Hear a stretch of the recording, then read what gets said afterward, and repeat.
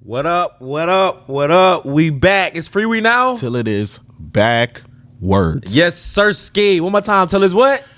Backwards. Yes, sir, ski. Hey, listen. We about to have a great pod today. You know what I'm saying? It's your favorite podcast with your favorite podcast hosts. Listen, today is Realest Foot Forward, right? One of my favorite segments. Bro. I got to say it all the time. One of my favorite segments. Favorite one, because we really can get it off, bro. Really be talking that talk. You know what I'm saying? Sometimes you got to get it off. Why have a Sometimes you gotta get it podcast off. and you can't get it off? What is that? Ooh, brother, ooh. Ew, Brother, brother, ooh. Brother, ew. ooh. What is that? What's that? What's that? Ooh, brother. All right, listen. So, what you got for the people? Hey, perseverance is the quiet courage that carries us through the storm when all we can see is darkness, but all we believe in is light. Hold on, one more time. We in the school zone. We in the school zone. We got to draw slow. One more time. Perseverance is the quiet courage that carries us through the storm when all we can see is darkness, but all we believe in is light. Come on now. And was that ChatGPT? No. No. It's not. No. What would that? That's from the dome. That's from the dome. All right, I got a question for you. Right. On that note, not this is not even part of the segment, or it can be. The quotes, bro. Yeah. Why did you start doing that? Like, cause it was kind of just like, it just happenstance, right? Yeah. I always ask you like, what you got for the people, right? Mm-hmm. And then you've always had a quote. So like, where did that come from and why? So honestly, I started doing the quotes when I was on deployment. So every night, for people who don't know, as a navigation officer, I have to make night orders, essentially telling everybody, whoever's driving the ship, what they have to do, how they have to get to a place, make it, right? And I would do that, right? But I felt like sometimes you kind of lose yourself on deployment, right? It gets, I wouldn't say lonesome because you're on a ship with a bunch of people, but you miss your family. You may got a lot of stuff going on and people don't know about. So I started to put like nightly aspirations or things in the night orders to kind of like cheer people up, like, hey, you're doing a great job, you're important. And it just started to transform into me just making it part of my routine. So I figured, well, I'm doing the night orders, I might as well bring it to the thing that I love to do, podcasting. So it just became a constant thing with quotes. And what was the reaction when you were giving those quotes? What Honestly, were people saying? when I first started, it wasn't much. People was like, okay, whatever. And then I started to kind of formulate different quotes, make them deeper, make them a little bit more clever, make them more introspective. And people honestly will pull me to the side and be like, yo, I needed to see that quote last night. Hey, I've been going through a lot. I needed to see that quote. Yeah. Dang, you didn't put a quote in there last night. I was waiting to see your quote when I woke up. It started to become a thing where everybody was like, yo, I love to hear, I love to see that. So it kind of showed me that I was doing something that was impacting people. That was just something that was little for me. So I just made it a part of my routine. That's deep, bro. That's deep. And I guess what I'm getting at is like, how does that make you feel, bro, to be able to have an idea in your mind, put it on paper, literally, because you do put it on paper, but like the metaphor is like, have an idea in your mind, put it on paper, give that to the world, and then they receive it well. Like, how does that make you feel? It shows me that I have a creative mindset that I didn't believe I did at first. Like, I think of a lot of things, and before I would never write them down. It wouldn't be something that was put on paper. I'd just think, I'd be like, oh, that sounds good. That's nice, right? I've started to learn in my life that I'm very good when it comes to my words. I'm very good at taking a picture or an idea and formulating it into something that's digestible and kind of jerks at the heartstrings, or it makes you think about what you got going on in life, or it makes you see something that you were blinded to. So it does feel good when people give me the pat on the back, but I think it's even more important to me because it shows me how creative I can be with things, or how creative I can be with nothing. How I can start with nothing and turn it into something that people look at and be like, oh, okay, it's a polished product. Dang, where'd you get that from? Hey, who said that? And I'm like, oh, I made it up. They're like, no, you didn't. I was like, look online. You're not gonna find it. You're not gonna find it. I made that up. So it's dope. It's dope hearing people's opinions about it, and people give me the support to say, hey, yo, keep doing quotes, or I like that quote. Not as deep. And that wasn't even part of, like, that was like a genuine question. That was just us chopping it up. We was just chopping it up. That was the prelude. You know what I'm saying? That was the intro. Too deep for the intro. You know what I'm saying? All right, Questions, bro. What you got for me, bro? All right, man. In a world where it's easy to lose track of the things that are most important, in a world where everything is, as we say, microwaved and you want it now, you want it fast, what is something that you take for granted the most?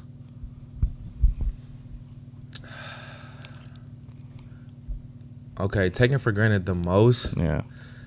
I won't say most, but I'll just tell you what recently. Okay. I'll say my health. My health. Listen up. My health. And it's like you don't think about your health until you get sick. Yeah. You don't think about your problems until you have them.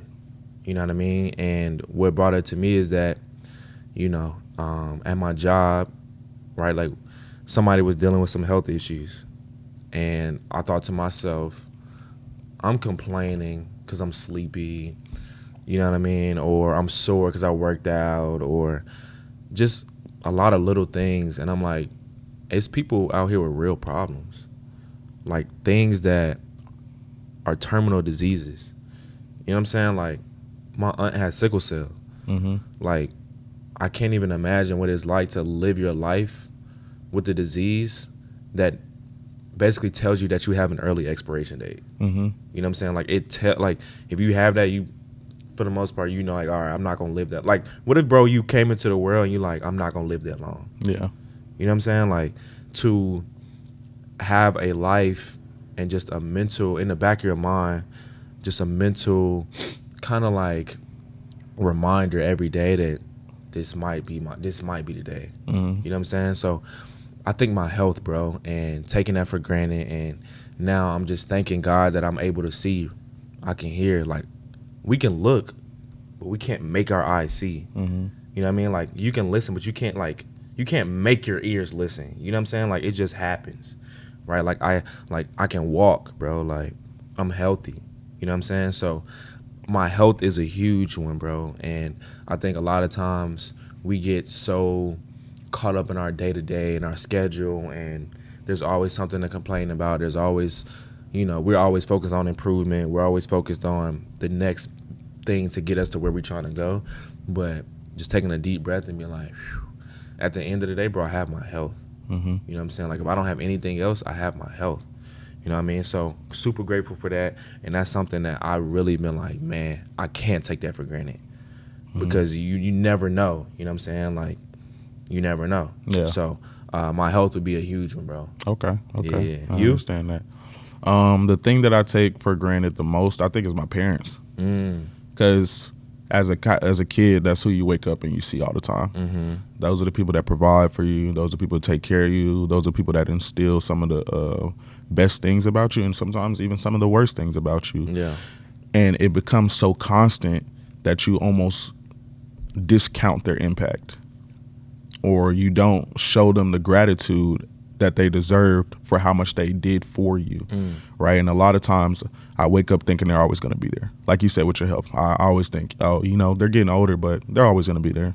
I can always pick up the phone and call them, so I'm not going to pick up the phone and call them. I can always go see them whenever I want, so I'm not going to make that effort to go see them whenever I want to. It's almost like in the back of my mind, I'm so convinced that they're always going to be there that you forget that to take the moments to appreciate actually talking and seeing them. Right. And I even told my mom, I was like, hey, I apologize because I haven't given you the gratitude that you deserve. Like, I haven't told you how much you mean to me. I haven't called you as much as I should. I haven't seen you as much as I should. And she was like, hey, I understand you got a lot going on. Yeah. I was like, I get you saying that, but I want you to hear from me that y'all mean so much to me. Right. And sometimes I take for granted how much y'all have done for me. And I kind of glaze over it. And I never want the people that mean the most to me in my life to feel like I don't appreciate them, or that I'm not even willing to just tell them, hey, thank you. Right. Thank you for being in my life. Thank you for even loving me the way you have to, because everybody doesn't have parents like I do. Everybody doesn't have friends like I do.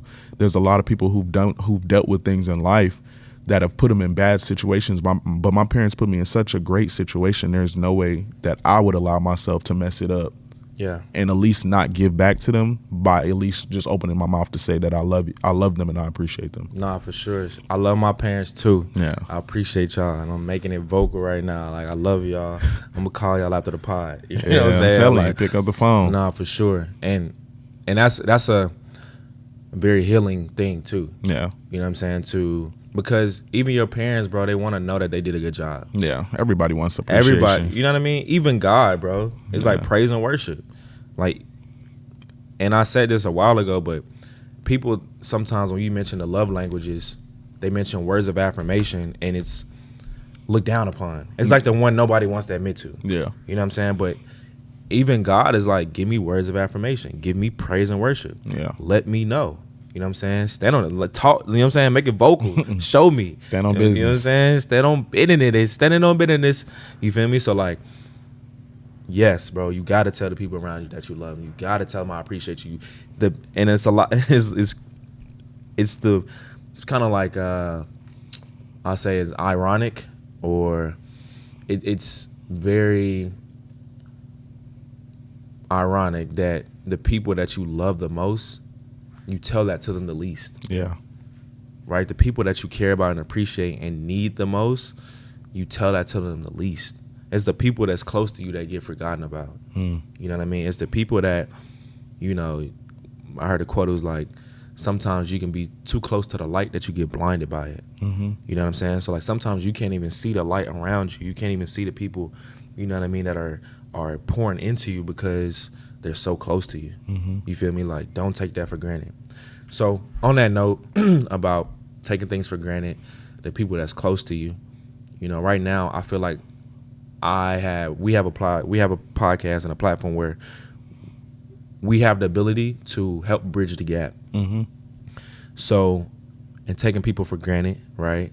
Black women and men, I feel like we're taking each other for granted right now, right? Like, so what do you think is the key to getting black men and women on the same page and bringing a family unit back together? The key to bringing black women and black men on the same page. Yeah, what's the key that's going to stop letting social media be the truth. To stop enjoying being part of the problem. It's easier to be part of the problem than be part of the solution. Right. Being part of the problem means you have to do no work.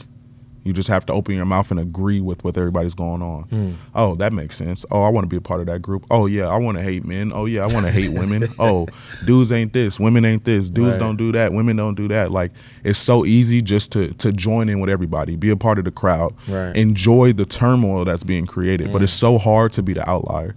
So when everybody else is part of the turmoil and you're providing a solution, the turmoil is definitely going to jump on your back. Right. They're gonna, you don't know what you're talking about. Yeah. Oh, you got lucky. Oh, you got to be like, no. It's so hard to actually put in that work and to go against what everybody's doing. When nobody else wants to agree with you, it's hard to build up your solution, whether you're right or you're wrong. It's very hard to build up that argument. So one of the main things that we need to do as both men and women is to start appreciating each other more and start actually doing the work on ourselves so that we can be a better partner for who we are.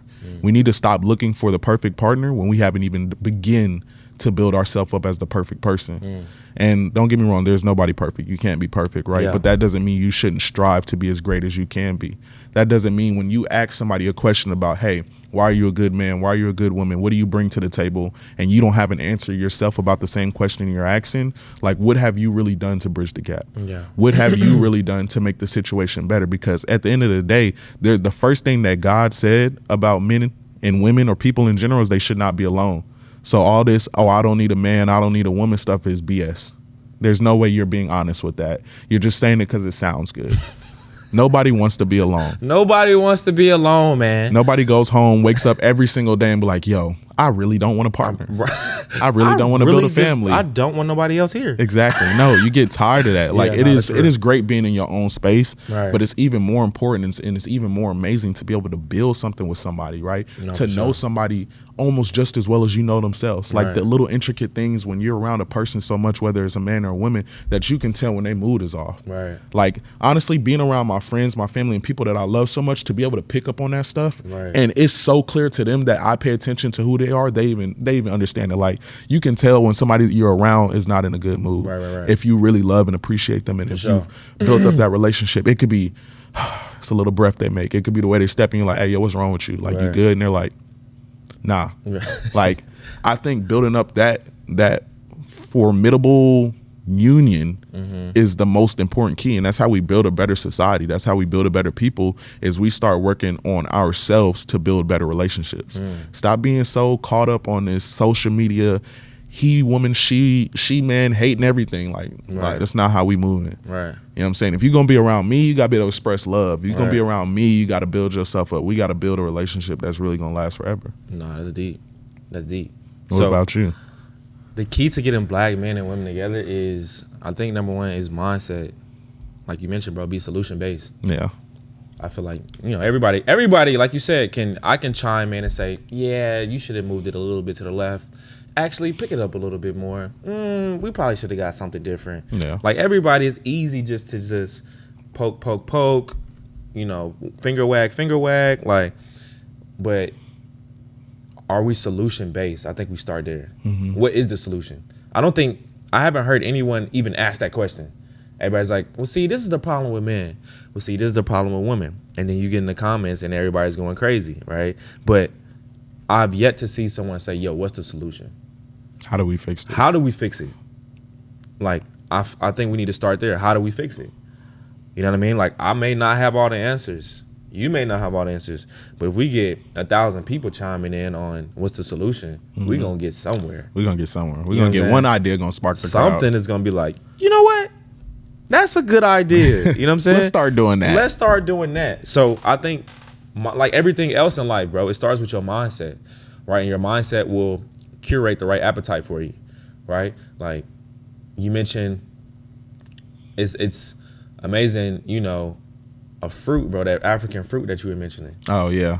And that African fruit can determine what you actually taste. You know what I'm saying? Like whatever you're used to is going to alter that, right? So what was the name of that fruit? I don't remember the name of the fruit. I'll have to look it up. Okay. So my point is that what you eat, you know what I mean, is all based on your mindset.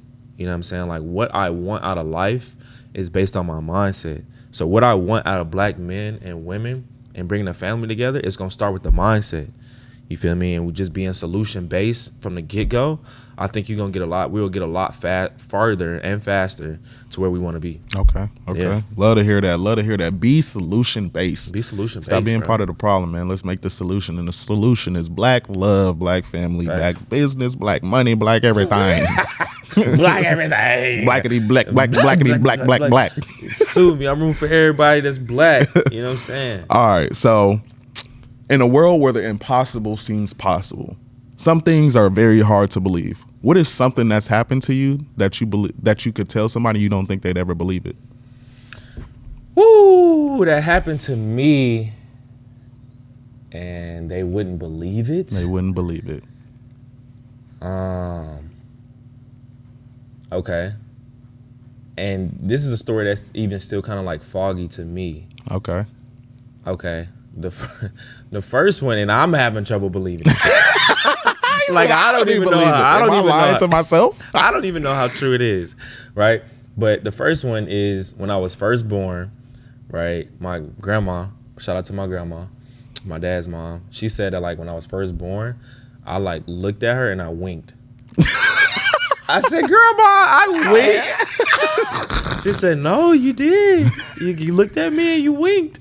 I said, I winked. My boy is in his bag out the womb. I said, yo, I winked. She said, you looked at me? I said, no.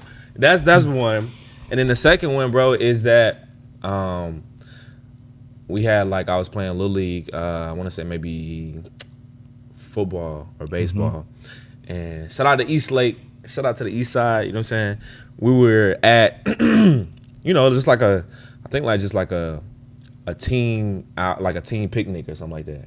And we're at East Lake Park, and it was a pit bull, bro, that I was like, running around being a kid, and somehow I like fell or something, so I'm on the ground.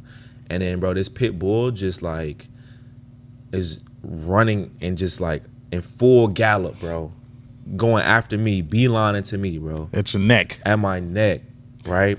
And then the pit bull just looks at me, doesn't attack me, doesn't bite me, doesn't even bark. It just like, bro, just bro, full sprint. Sprinting. Bro, just imagine a pit bull at a full sprint to like a 4-year-old, bro.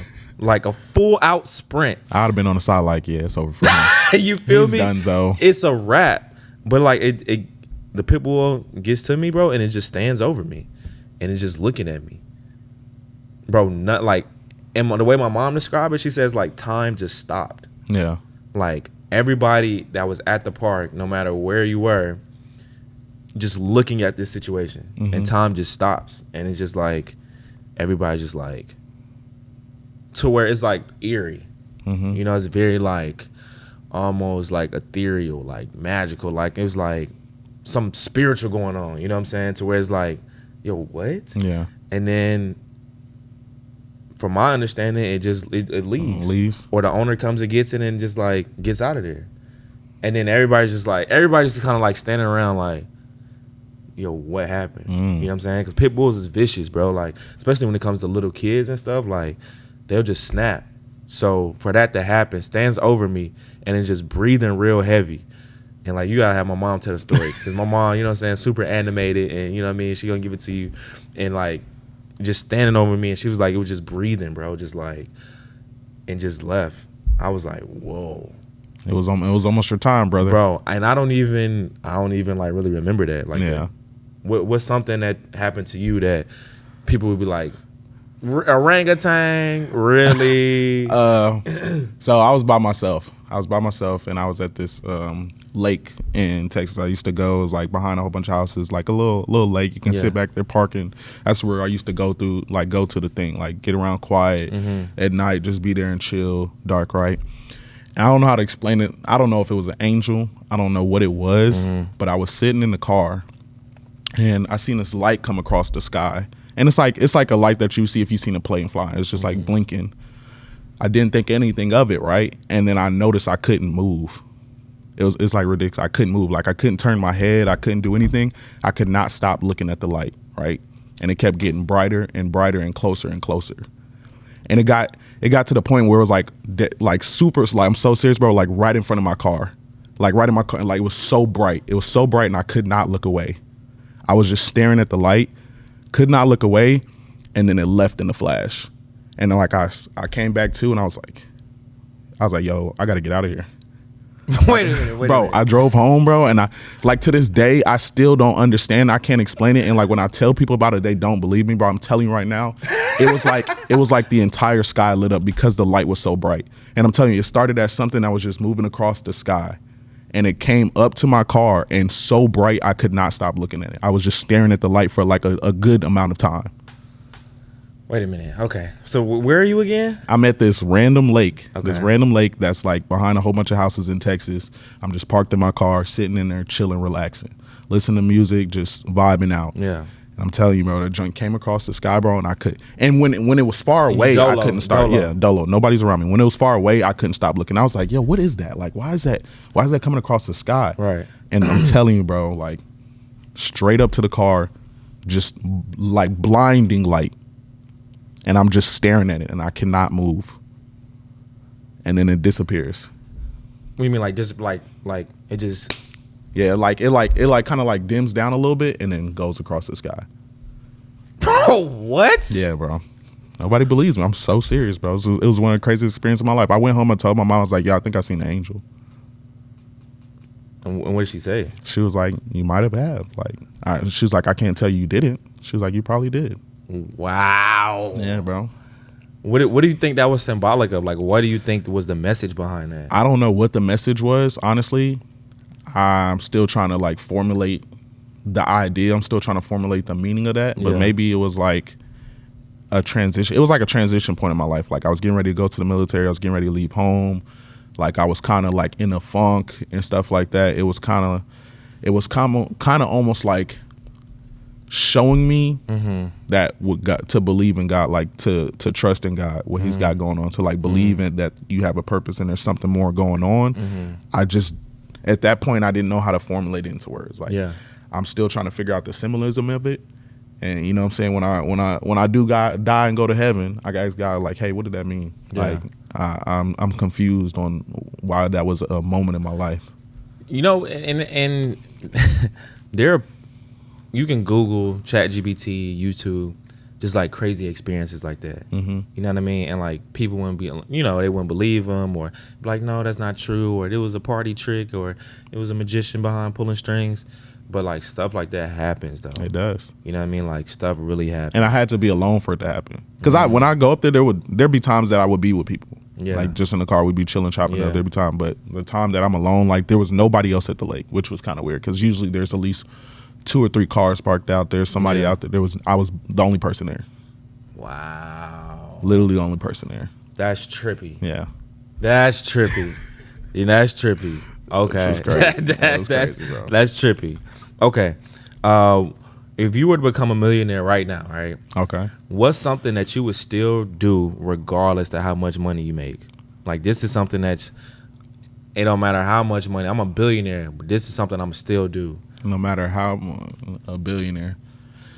Honestly, I'm still gonna play video games. I don't care how rich I get. Like, and I think some people don't understand it. Like, well, that's like mind numbing stuff. Like, it's almost an escape, right? It's something that I enjoy doing so much. I don't always give it the time. I don't always play video games, right? But no matter how much money I make, there's gonna be a day where I'm like, I'm not leaving the house. I'm about to be on a game all day. Yeah. Hey, let's start up a party. Let me talk to my boys. Yeah. You know what I'm saying? Let's eat snacks all day and play video games and talk stuff. That's literally what we do, right? It's kind of like that break from going out partying, that break from going out and doing stuff in the world. It's almost like my seclusion, my area of comfort, my relaxation. You know what I'm saying? Like that. It brings me back a nostalgia. It reminds me of like when I was younger and I was at home. There would be times I would come home for the weekend. My mom would always say that. Like she was like, I could understand when you needed your space. She was like, you wouldn't come out your room at all. She was like, you come home, you go in the room, and all I would hear is you talking on the mic playing video games. And she said the only reason you came out your room was to eat something. She was like, I would pop in the room, be like, you gotta hungry? eat now. I pop in the room, be like, you hungry? And you'd be like, nah. And she was like, you wouldn't talk to me the whole weekend. And she was like, that's when I realized that was your time away. Like that was your time to like kind of reset. You know what I mean? Like it really gives me that kid feeling. Like a lot of times when you grow up, it's so many things on your back as an adult. Right. So many things that are like weighing heavy on you, so many responsibilities, so many things that are really trying in your life. That gives me that kid feeling like I'm safe, like I'm back at home. I don't have to worry about nothing. So that's, no matter how rich I get, I'm always going to do that. Because it gives you that same feeling. Yeah. You know what I'm saying? Nah, I feel that for sure. What I guess what game? I play a multitude of games. I'm mostly sports games. I'm gonna play those. So I'm gonna play some Madden. I got the new NC Dub. Actually, when we leave here, I'm going to play that at home. I got the new NC Dub. Yeah. But I play shooting games too, Call of Duty, Assassin's Creed. Like I'm kind of all over the place, right? But I will say majority of the times it's a sport game. Like I'll get on there, play a whole season, whole career. Like I'm just in there. Nah, for going sure. crazy. And listen, bro, that'll be the new war though. You know what I mean? Like, you ever watch Ender's Game? Yeah. Bro. It's crazy. One of my favorite books. I read the book first. Yeah. One of my favorite books and movie. Have you seen the movie? Yeah, I've seen the movie. Dog. I recently watched that maybe like a couple months ago. I had never seen it. I watched Ender's Game. I was like, yo, this is dope. That is fire, yo. That and like Ready Player One. I don't know if you ever seen that one. Fire. Amazing. You feel me? So like I definitely feel like that's the new war, bro. Yeah. That's the future. That's drones, essentially. Like you're playing a video game, you know what I'm saying? Like, and you're going, and that's how we're gonna fight the war. And that boy was hurt when he found out the truth, bro. He said, I just killed a whole people. Hey, yo, like, listen. Yikes. Hey, and we might start doing reviews of movies and things like that too, and things. So yeah, stay tuned for that. But yeah, Ender's Game, plug that, go watch that. You feel me? Because I love space. You feel me? And that was just a dope. Everybody has to have something that you geek out on. Yeah, it has to be something. It has to be like you're not that cool. You know what I'm saying? You like, got some corny traits. I don't really no, everybody has something that you just become a nerd about. Yeah. You feel me? And for me, that's space. You feel me? Like I love the solar system. I love planets. I just love the colors. I love the galaxy. Like that's what I geek out on. Yeah. You feel me? Like space. Anything dealing with space, NASA. You feel me? Like you talk. That's why I was like, interested in what you were saying because you said it came across the sky. Bro, it was crazy. So I'm like, wait a minute. Wait, hold on. Wait a Wait a minute. minute. Wait a minute. You feel me? So like, nah, I love space. Yeah, nah, for sure. Okay. Along the same lines and the stuff that I was saying, like how it's easy to get lost in a lot of things that you got going on. Yeah. What is one thing you do to prioritize yourself and bring you back to like equilibrium? I think I have still been formulating a playbook. But for me, I think it's what brings me back to where I'm supposed to be is having that time with myself and tapping back into God. Yeah. Whenever like I'm like, you know, I'm out too much, partying too much, or I just don't feel like myself, I immediately turn on something, a lesson, like a sermon, a lesson, something spiritual, and you know, I'm probably working out, thinking, and really just creating an environment. Yeah. Like I have now developed a way to curate an environment in my home to where I know I'm going to get back to who I'm supposed to be. And what does that look like? It looks like my mornings, number one. And it also looks like order around my house. So like cleaning up.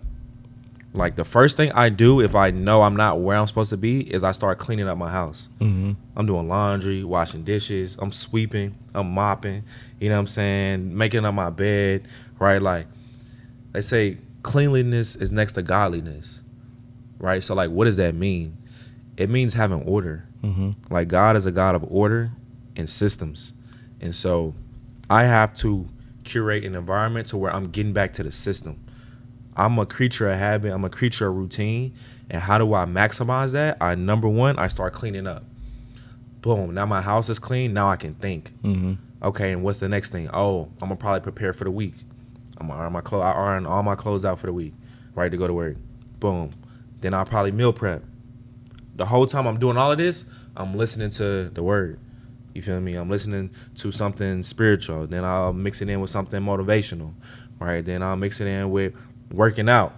I plan out my workouts. Yeah. You know what I'm saying? So that's what I do to get back to where I know I'm supposed to be. Okay. Right. And then I also will try to solve problems in my life. Like I'd be like, okay, I know you're not doing this. I would check myself. Like, all right, what's the solution?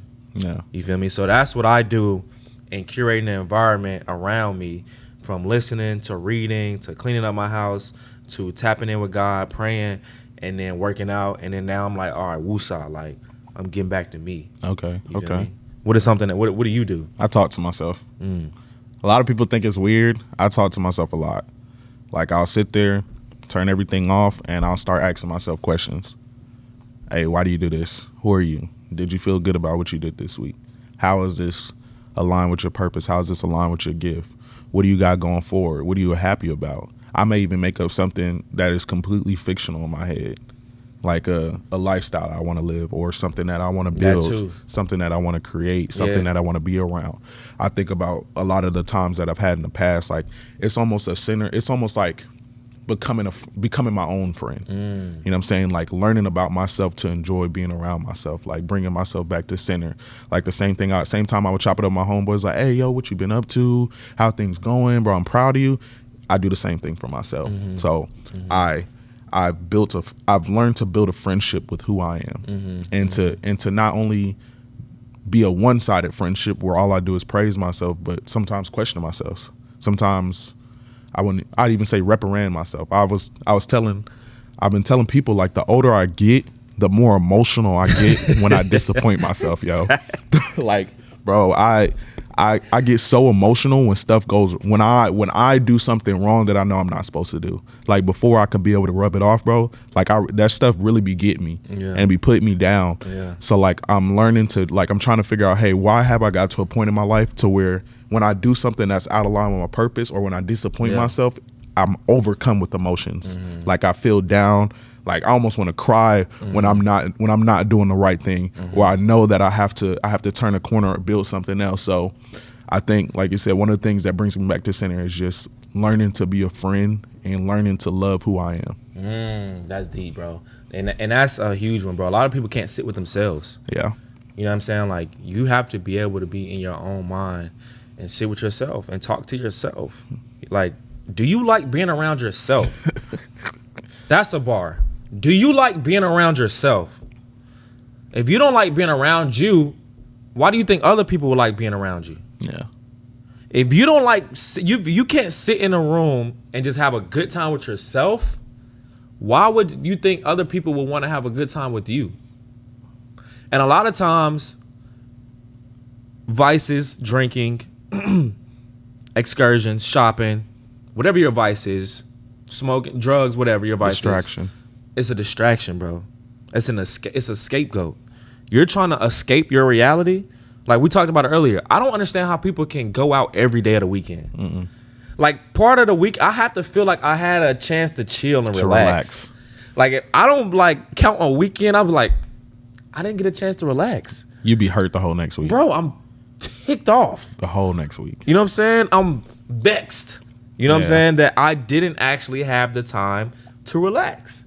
So part of that relax is everything that we talked about. Is being a friend to ourselves. Yeah. It's sitting with yourself.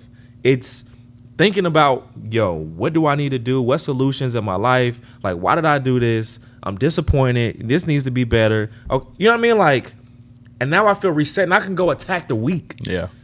Like, I want to feel like when I go to sleep on Sunday nights, I'm ready to attack the week. Yeah. You feel me? Instead of dreading it. Instead of dreading it. I've noticed sometimes when I don't have a weekend, or I don't have a day to relax at all through the week or through the weekend, I'm anxious about going to work the next day. Like I'm looking at the clock like, dang, the time's running down. Dang, The time's running down. Yeah.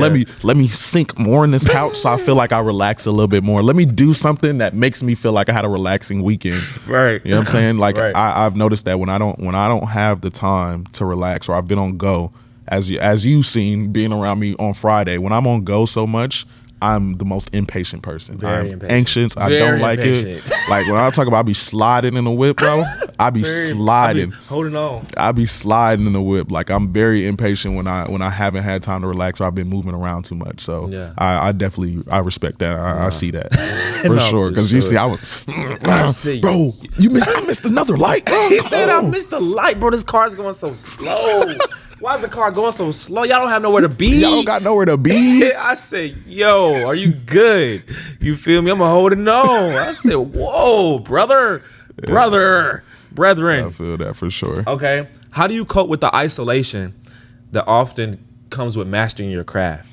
How do I cope with the isolation that also comes with mastering my Yeah, craft? so a lot of times, when you're mastering your craft, you think about what they say. You went with me shooting in the gym. You know what I'm saying? So like when you're mastering your craft, you're trying to become great and become the best version of yourself. A lot of times that comes with some isolation. We just mentioned spending a weekend or spending days to yourself, right? Working out, listening to whatever you need to listen to. So how do you cope with it, with isolation, right? Like we mentioned earlier, man is not supposed to be alone. But there's also some isolation periods that come with becoming the best version of yourself. Yeah. So what do you do to make sure that you're, also not going into a dark place while being isolated, but you're mastering who you are? Okay, when it comes to like mastering my craft or dealing with that isolation, I think I enjoy the progress, right? I'm switching to a new command right now. I was recently talking about like a word to describe my entire time on Anchorage, right? And I thought about journey. Journey was the word that I used. And the reason I use that is because I was like, people tend to think that the best journeys are the ones where everything goes correct. You meet every time slot, you go to every experience that you wanted to do. And I was like, I don't believe in that. I think the best journeys are the ones where you find out you're the weakest to understand how strong you can be. And I talked about every step that you take. Appreciating how one step in your life could be insignificant, but it could be the most important step in somebody else's life. So I think dealing with the isolation, I'm enjoying the progress. I'm starting to, like you said, enjoy walking, right? Not enjoying the destination. My favorite quote. My favorite quote. The man who enjoys walking will walk further than the person that loves the destination. The person that loves walking, you just love walking, will walk further than the person that loves the destination. Yeah. So understanding in that isolation that I'm taking a step forward. I'm taking a step sideways. I'm maybe taking a step backwards, right? But enjoying to see where I came from to where I'm at, right? That's how I deal with the isolation. And when you're mastering your craft, you're working in your purpose, right? You're working in your gift. Yeah. That brings me more joy than doing a lot of things, right?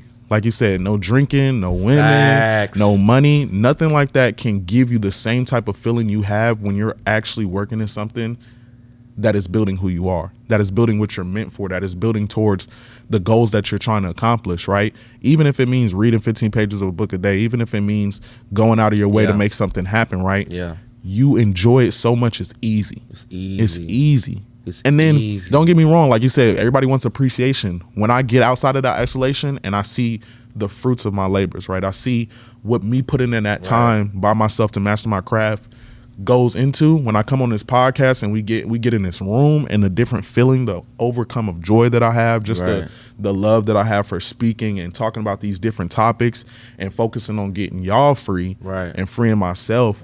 Like that's how I deal with that isolation, because I'm like, yo, I'm working towards something that's more important. I'm working towards something that even maybe somebody else may have the same idea, right? But they're not putting in the work that I'm putting in.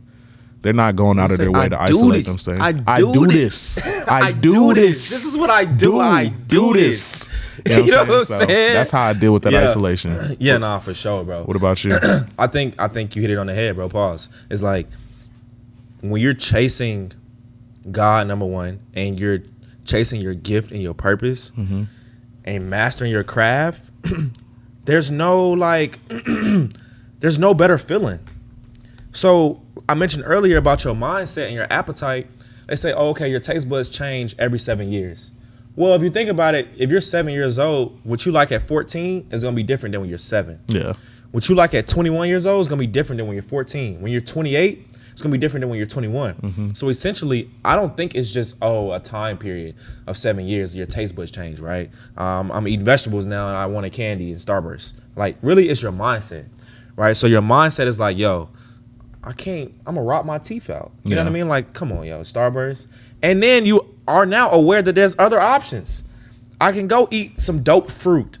You name it, a watermelon Starburst. Why don't I just go eat the watermelon?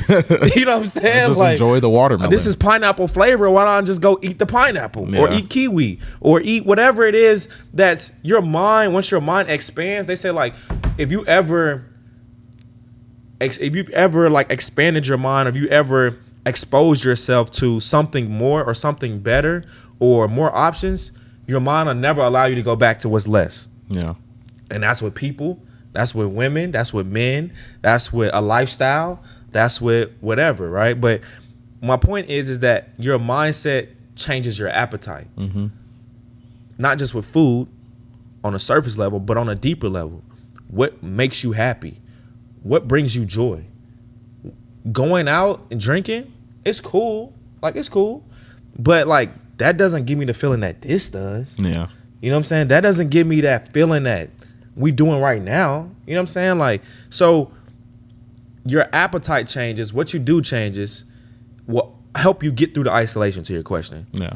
To get through the isolation, my appetite is different now. Yeah. My appetite is I'm going after something. My mindset is I'm going after something. I'm not in isolation because I'm in timeout or I did something wrong or I'm doing a bid. You know what I'm saying? Like, I'm in isolation because I'm becoming better. Yeah. So when y'all see me, I'm working so hard. So when you see me when I do pop out, because sometimes you got to pop out and show. You got to pop out and show. Right? So when it's time to pop out, you can be like, I can tell you've been in the gym. Bro, you look younger. You don't look stressed. You lost some weight. You lost some weight. Oh, you look good. You know what I'm saying? Oh, wow, you talk differently. You speak differently. Yeah. You process struggle differently. Or I see you. I see you. I see you. I see you. You doing your thing, boy. Ain't nothing better than I see you. You doing your thing. Yeah, I see you out here doing your thing. If a black person say I see you, because we don't, you know what I'm saying, they'll be like, look at you trying to be good. Yeah. Look at you trying to be better. You know, black people, right? It's a page on Instagram, bro.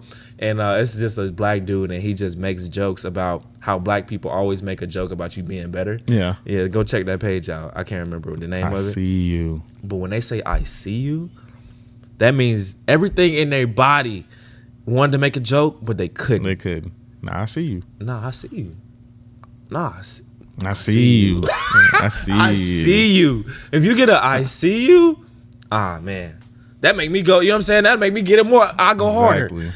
I see you. That's how I've been seeing all them memes and like little TikToks. You bring a girl to the cookout and your uncle be like, I see you, nephew. I see you, nephew. I see you, nephew. You I don't get see one you, of that. You be nephew. like, hey, girl, you got to leave. Yeah, you got to leave. I'm sorry. You got to leave. I see you, nephew. You know what I'm saying? Like, you get it, I see you.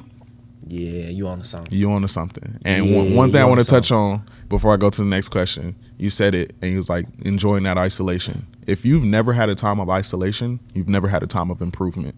If you've never had a time of isolation, you've never had a time of improvement. You start to realize that going after something can be one of the loneliest paths. It can be, bro. Because everybody wants to be a part of the masses, right? Everybody wants to see, and everybody has that fear of missing out.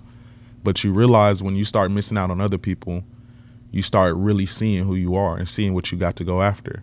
And that's a lonely path because everybody doesn't want to put in that work. Take that time of isolation and really improve. And that's why they call it lonely at the top. What does it really mean to say, yo, it's lonely at the top? Yeah. The top of what? I mean, because like we're still around. I'm like, I see you. Like, you're not, you know what I mean? What is lonely? And I want to start breaking down colloquialisms or just phrases, if you would, that people say, but we never actually unpacked the meaning to it. So lonely at the top, what does that mean? Like, oh, it's lonely at the top. What it means is what we're talking about right now. That isolation that comes with becoming the best version of yourself. Like, it's lonely when you at the top because I can't go out. Yeah. I can't go to that club. I'm in the library. No, actually, we're building a business and we're researching right now. We can't take this trip. We can't take this I trip. can't spend that money. I can't spend that money. I can't take that time off. I can't go with you to spend money just to feel like I celebrate your birthday. Yeah. You know what I'm saying? Like, oh, it's my birthday, or oh, I got something to celebrate. You're not a real friend if you don't come and spend all your money the way I spend it. You know what I'm saying? Like, I can't, bro. I can support you. I'll call you. We can even hang out in a different setting. Yeah, but I can't do that. But I can't do that. No, I can't be on the phone all day. Yeah, I can't do that. I can't be up at midnight, 1 a.m. and I got a 5 a.m. workout. Yeah. I can't. You know what I'm saying? So that path, like you said, bro, everybody's not willing to do that. So it becomes lonely. You become in an isolation sense of, okay, not just I'm trapped in my house, but like you have to protect yourself from anything that's not aligning with where you're trying to go. So that's what it means to be lonely at the top. That's what it means to be that 1%er. You know what I'm saying? To where you're going after something, but you can't be a part of everything, all the shenanigans that's going around you. So now it feels a little lonely. Yeah. I don't think if people have y'all realized that a lot of the people, majority of the greatest people in the world, whether they're greatest at sports, they're the greatest at being a doctor, they're the greatest philosopher, they're the greatest architect, whatever, they all kind of have the same story. They may not come from the same background, but they all took a time of isolation to really build up what they are, to protect their craft, right? That's why there's so few GOATs. That's why there's so few greatest of whatever they do, and you know who they are because they put in so much work. It speaks volumes in what they do. That's why we're not arguing about some of the same people that have played in that sport or did that things. We're arguing about the top 2 greatest ever. We're talking about the people that have literally set themselves apart by leaps and bounds for putting in work in isolation, for doing things that nobody else wanted to do. The same people that people were calling lame growing up in high school, middle school, doing stuff that other people weren't doing, are some of the greatest artists. They're some of the greatest architects. They're some of the greatest of whatever you want to call it, because they went against the masses and didn't dive into that let me be famous lifestyle, or let me be a part of every group. Like, let me go see everything. They took that time apart. Facts, bro. And now you know their name. And that's why Beyonce did the Homecoming. right? Her homecoming performance and that whole tribute, and because she didn't go to she was like, man, if I ever went to HBCU, this is what I imagined it to be like. Yeah. But you know, and she missed out on everything. Like I watched her most recent kind of like documentary and movie, bro. She put in work, bro. Yeah. And that's why we know her. Rihanna putting in work, bro. That's what Lil Wayne, he said, bro, I would be in the booth every day. I ain't go nowhere else. Even on like the Drake song, he's like, man, what is you doing? I'm going in the studio with ammo, clips. You know what I'm saying? They won't go to the studio till they got a situation. I need a beat, I need a hook. He's like, nah, go in there and go put out ammo. You know what I'm saying? He's like, you get out of it what you put into it. Wayne was in the studio all the time, bro. That's what people don't understand. Future, everybody says in the entertainment industry, like, bro, Future is one of the hardest working artists that we know. Yeah. He didn't miss birthdays. He didn't miss Christmases. Like, they say Future be in, bro, that's why he has his catalog, bro, put out 20 songs a pop. You know what I'm saying? Like, and he been around since my fingers was itching. Yeah. They itching for that paper. Yeah. You know what I'm saying? At the same time. You know what I'm saying? Like, bro, you got to put in work. Michael Jackson, bro. Bro, 5 years old in the basement. You know what I'm saying? Like, bro, you got to put in work. Kobe said he used to, rest in peace, Kobe Bryant said he used to drive around UCLA's campus and be like, man, what would it be like? Because he was 18, right? He went straight out of high school to the NBA. He was like, I used to drive around their campus and be like, yo, what would it be like to be a college kid and have, you know what I'm saying, kind of like a normal life, because he missed out on that. Mm-hmm. You know what I'm saying? Like, he was saying, like, I didn't really have that many friends. He would talk about in high school, he didn't have that many friends. Because he's Kobe Bryant, though. Mm-hmm. So to get to wherever you want to go, to the heights that you want to take it, you gotta be isolated. Yeah. You've not done anything in your life and become successful if you're never isolated. Mm-hmm. You know what I'm saying? You gotta do that. Yeah. You gotta isolate. Isolate. And we were talking about it earlier. I think we might be entering in an isolation period. We're in the transition phase. Right. And just we are developing a new palate right now. Yeah. For life. You know what I'm saying? Our taste buds are changing. Our appetite is changing. What we used to do is not fun anymore. You know what I'm like, this don't feel like home anymore. It's just wall doors and floors that only I can adore. What? It used to mean more. Yeah, you know what I'm saying? Like 5 stars, none less than. Yeah. So like our appetite is changing, bro. Like what we like to do, what inspires us, what environment we curate to overcome the isolation. Like everything is changing. Yeah. You know what I'm saying? Everything is changing. And y'all are witnessing us getting free in real time. Like real time. Like everything. This is us getting in the booth talking about what happened. Yeah. We are narrating right now. You feel me? We are narrating. Monologuing. You know what I'm saying? So no, that's super dope, bro. Any last thing to close it out, bro, that you got for the people? Nah, man. Just be excited for your future. Be excited to put in work. Be excited to be isolated, right? I'm not meaning lonely when I mean isolation, but I mean just, taking your time to work. Right. Be excited to miss out on other people so that you can, you don't miss out on yourself. And I'll give y'all a tip real quick. We mentioned about isolation, why it's important. If you are feeling isolated, if you are feeling like lonely because you are chasing something, join a community of people that are doing the same thing. Mm-hmm. So it doesn't necessarily have to be like, oh, we're all podcasters, we're going to join a podcast community. No, we could join, a community where it's just entrepreneurs chasing something. Or join a community where it's like, weightlifting or working out or run club. You feel me? Like where you go there and everybody has, if you're in a run club, you have a mindset to where it's like you're want better in life. Yeah.